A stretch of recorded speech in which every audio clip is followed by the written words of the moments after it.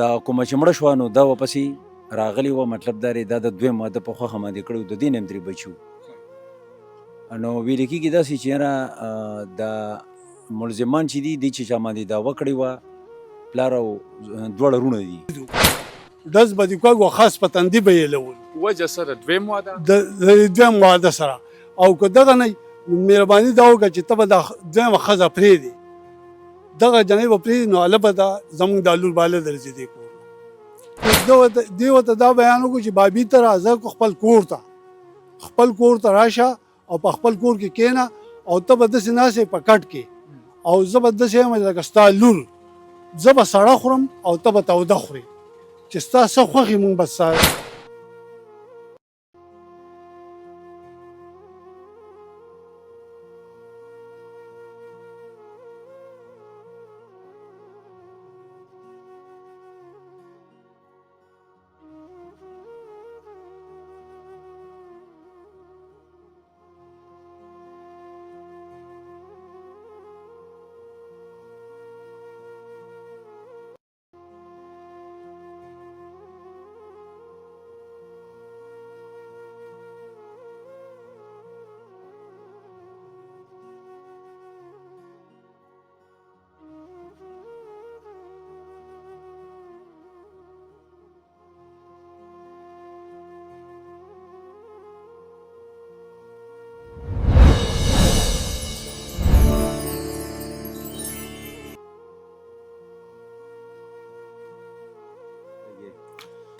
بسم الله الرحمن الرحیم. ګران لیدونکو اوریدونکو ستاسو کوربه نواز منګل یم، ډسټرکټ نوشهره تانا مصری بانډه سټیشن هاوس افیسر هدایت شاه صاحب او د چیف انویسټیګیشن افیسر غفار علي صاحب را سره موجود دي. تېرو ورځو کې یو ډېره زیاته افسوسناکه پیښه مخې ته راغله چې یاره دې ته پولیس له اطلاع وشوه چې یو 2 تنان ډېر زیات د بېدردۍ سره وژلې شوي دي. په کوم کې چې بیا بعد کې پته ولګېده چې یاره یو ښځه ده او بل خاوند دی، دا دواړه مطلب کور والي دي او په دې باندې څه تنان رالو او بې نهته ډزې پرې وشوې او هغه په دې کې ووژلی شو. بیا پس د هغې نه بعد بیا هدایت شاه صاحب دی، د دې کم ټول ټیم دی، په دې کې کار وکړو، هغه ملزمانو پورې هم ورسېدو. صرف هغه ملزمانو پورې نه بلکې د دې تحت ته ورسېدو چې یاره دا ولې وژلی شوي، وجه یې څه ده او دا کیسه څه ده او په دې کې چې دا کم تن قتل شوی دی دا څوک و، دا زنانه څوک وه او د دې شاته چې کم دی څه محرکات و. نو ما سره ډېر زیات ښاغلی ایس ایچ او هدایت شاه صاحب موجود دی. ډېره زیاته مننه هدایت شاه صاحب، یو ډېره زیاته بده پیښه مخې ته راغلې وه په کوم کې چې یو ښځه خاوند چې کوم دی دا وژلی شو. میل دا څه واقعه وه؟ بسم الله الرحمن الرحیم. مننه کوم ستاسو د ټول ټیم. یقینا چې هر یو جرم کېږي نو د هغه د لاندې به یو وجه خامخا وي، وجه به خامخا وي چې دا کیس وشو، دا څنګه وشو. دا جی موږ د شپې تقریبا 2:30 بجې وي چې موږ اطلاع میلاو شو چې یاره په دې مصري بانډه کې د کرۍ په کور کې یو 2 مړي شوي دي او ځان راورسوئ. چې موږ کله لاړو دې دی نه موږ چې وکتل نو ښه وه د هغه د یو ګاونډ 2 کسان و، هغوی راپاڅېدلي وو. هغوی هغه ښځه چې کوم ده زخمي حالات یې کو، هغه وسره هغې هسپتال له روانه کړې وه او دا مړی چې و دا مقتول چې و مطیع الله نامې وه، دې کټ کې چې پوده باندې چې څنګه و نو هغه شان پروت و. بیا موږ خپل موبایل کې دې واچولو، دې موږ ورسولو. بیا موږ ګرځېدو چې خدای پاکه دا مړي دا کسان د کوم ځای دي. ګاونډي موږ ته وویل چې دا خو د بابوزو سوات نه راغلي دي، موږ یې خو پېژنو نه او د کرۍ په دې کور کې پراته دي. بیا د سره هسپتال سره موږ به رابطه کړو، ما یو ټیم هلته ولېږلو، موږ دلته هم لګیا وو چې خدای پاکه اوس د دې مقتولینو چې ورثه پیدا شي څه طریقه کار وکړو. ډېره ګرانه وه، شپه وه. بیا د هغې نه پس داسې موږ وکړو چې د سره یو موبایل و، هغه موبایل باندې ډایل نمبر یې یا مطلب کوم نومونه چې و موږ به یو نمبر میلاولو چې بهی دا پلانکې دا چې رابطه ورسره وشي. نه په هغه موبایل کې موږ به لګیا یو بل چا ما سره بیا کار کولو، نور یې نه پېژنم، بل بیا دې ما سره یو ځای کې پاتې و، نور یې نه پېژنم. اخره کې د یو ورور دی عبدالله نامې ده چې هغه میلاو شو، کنډکټ شو، هغه سره چې موږ خبرې وکړې نو ده موږ ته ووایي تصدیق د دا وکړو چې او دا زما ورور دی مطیع الله نامې ده، بلکل زه درغلم. بیا به هر حال دی ورثه چې کوم دی دا بل مړی موږ هلته ورسولو، دوی چې ټول لال نو دوی په باقاعده په 2 کسانو باندې داویداري وکړه. هسې چې انسان ژوندی نو هر سړی خم وي او زه یم چې ورسره ودرېږم، چې بیا کله انسان مړ شي نو بیا لکه څنګه اوس تاسو ویل چې ډېرو ملګرو ته به مې پکې تاسو فون کړی نو هغې ته نه وروسته شي بیا.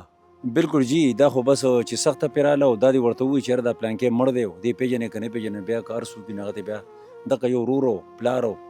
د خوني رشتہ داران په کار راځي باقي خو یار اشنا به خیر خیریت دی بیا هغوی که مړی مې ویر موږ یې نه پېژنو یریږي که نه پولیس نه یریږي دغه نه یریږي ښایي دا شاه صاحب دا چې کوم ملزمان دي دا د دې په دې رشته کې څه وو؟ دا ملزمان چې د اصل کې موږ چې سوره پورې خبر شو دا مقتول چې و د ړومبۍ ښځه وه د هغې نه د ده 3 بچي او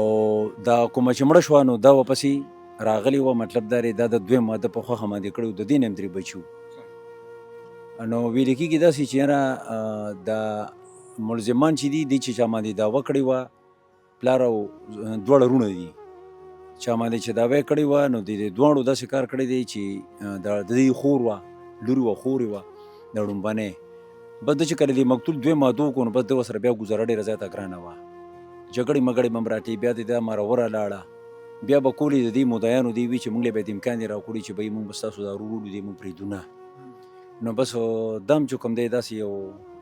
د دې چې کوم دی په منځ کې د ګریلو یو معامله وه چې بس راله دا دواړه غریبانان پکې لاړل ښایي دا شاه صاحب چې تاسو کله سپاټ ته لاړئ څنګه چې تاسو چې 2 بجې بیا پولیس له اطلاع وشوه نیمه شپه وه موقع نه بیا پولیس له څه داسې شواهد میلاو شوي وو؟ د موقع نه خو موږ ته دغه موبایل نه بس ډېر غټ کار موږ واخشو که موبایل چې موږ میلاو شو په دې باندې بیا موږ له ټولې کیسې پته ولګېده چې یاره دا مقتول چې و د ده دا دویم واده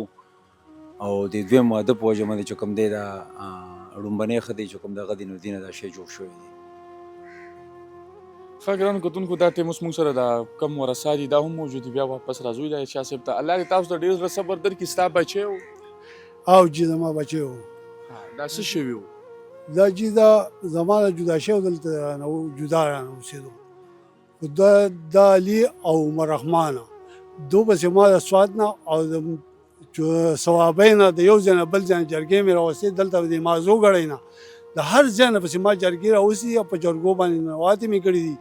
د زنانو جرګې مې پسې هم راوستي دي دو ما ته په جرګه کې په بار باندې دا خبره کوله چې یاره زموږ دا سود نه راځي چې یاره موږ ستا دا بچی داسې پرېږدو ډز به دې کوږ خاص په تندي به یې لول وجه سره دویم واده د دویم واده سره او که دغه نه نو مهرباني دا وکړه چې ته به دا دویمه ښځه پرېږدې دغه جنۍ به پرېږدي نو هله به دا زموږ دا لور باله درځي دې کور نو ما ورته وویل چې دا خو ډېره ګرانه خبره ده چې یاره زه دا دویمه ښځه داسې پرېږدمه دا زما د بچي ورته وویل چې دا هم ساتمه د دې سره 2 سره نور هم ساتمه او زه خپل چې نه کولی مې شو ومې کړله نو دې وجې خو زه 2 او 3 ساتم نو ډېر زیاتی را سره کړی چې یو ډېر په ظلم او دغه باندې را سره دغه کړی بچی دې ولیدو په کم ځای لګېدلی بچی مې چې څنګه مې ولیدو نو یو ډز په دې ځای باندې ډز شوی او په دې ځای ته وتی دی جي خاص په تندي باندې لګېدلی په دې خو اکثر په دې ځای باندې ډز وتی بیا هغه په یو خو را سره دا زیاتی شوی چې ډېر په اوږدو باندې ویشتی دی په اوږدو باندې ویشتی دی او هغه سره رقې نه یې والی او بل یې سره دا زیاتی کړی چې هلکه تاسو زما د بچي سره ظلم او زیاتی کوئ او وژنئ یې داسې نو بیا ستاسو زما د انګور سره څه زیاتیات چې د انګور راله مه وژنئ که نه دا ماشومانان دي واړه بچي دي چې دا راته هم نه دغه کېږي څو بچي دي پاتې شو دي د دې نه 3 بچي دي جي اوس چا سره دي هغه زما سره دي جي نو اوس څه حالات دي نو بس هغه دغه جاړي او ګران چې کله ولا بیل پیک راوړو کله یو شی کله بل شی بس په دې باندې دغه کوي د پولیس د کار نه خو مطمئن یې که نه چې پولیس پکې څنګه کار روان کړی دی او جي بالکل دغه یې مکې چې دا دوله خدای پاک اجر ورکړي او دوله خدای پاک توفیق ورکړي الله دې ښه خوشحاله ساتي چې دو زما بچی اغسته دی او وړی دی هلته هسپتال ته اوس تا خپله څو بچي وو کاکا؟ زما خپل 6 بچي دي جي دا په سویم نمبر و دا ټولو مشره مې لور ده او دویم نمبر پسې دا مې زوی مورکۍ ژوندی ده او جي ژوندی ده جي کور کې څه حالات دي؟ بس په کور کې خو هغه دا بیګا ول هم ډاکټر راوستی اوس ول هم ډاکټر راوستی دی او اوس چې موږ راتلو نو اوس زما د بچو بوتله او ډاکټر ته یې راغله واپس یې راوسته دلته خو موږ ته د خان نه راته ټلیفون وکړو چې تاسو راشئ دلته نو موږ هغه پرېښوده او روان شو رالو دلته جي څه به ویل غواړي حکومتي چارواکونه یا د عدالت نه به څه ګزارش کول غواړي که خپل جړه فریاد ورته ږدي چې ستا جي زه دغه جړه فریاد دی زما نور څه هېڅ نشي زما دا واړه بچي دي او دغه دیاړي میاړي کومه نور هېڅ هم نه کومه د دو د لاسه ما کډې ګوډلې ګرځولې چې کوم ځای ته به تلمه کوم ځای کې به دو راتله راښکاره کېده به نو هغه ځای مې به کډه واخېسته او بل ځای ته دې ځای نه د دو د لاسه ما پنجاب ته کډه وړله په پنجاب کې مې یو 2 کال مې هلته وکاږلی دی. یو کال ما هلته پنجاب کې وکاږو او د پنجاب نه بیا روان شوم د دې ماشومانو دپاره چې هر دوست سبق وي په اووم کې هلته پنجابیانو راته وي چې دوست کاروبار ته کېنه. ما یاره زه په خپله داسې دغه یم چې یاره دا ماشومانان زما بچي څه زده کړي. دا بچي چې د کوم دویم واده کولو تا مطلب ویلي و تپوس یې درنه کړی و؟ نه چې زما یې تپوس نه وکړی. دا یې د خوښې واده کړی و؟ دا یې د خوښې واده کړی و. دې نه دا ټوله مسله جوړه شوه؟ دا مسله هم د دغې نه جوړه شوې جي. دې کې دا چې ستا کومه دا دویمه انګور د ویلې کېږي دا چې ده ورته د پیلنۍ هغې ته ویلي مو چې ته راشه او چې دې ورته دا بیان وکړو چې بابي ته راځه خپل کور ته راشه او په خپل کور کې کښېنه او ته به داسې ناستې په کټ کې او زه به داسې یم لکه ستا لور. زه به سړه خورم او ته به توده خورې چې ستا څه خوښې مونږ به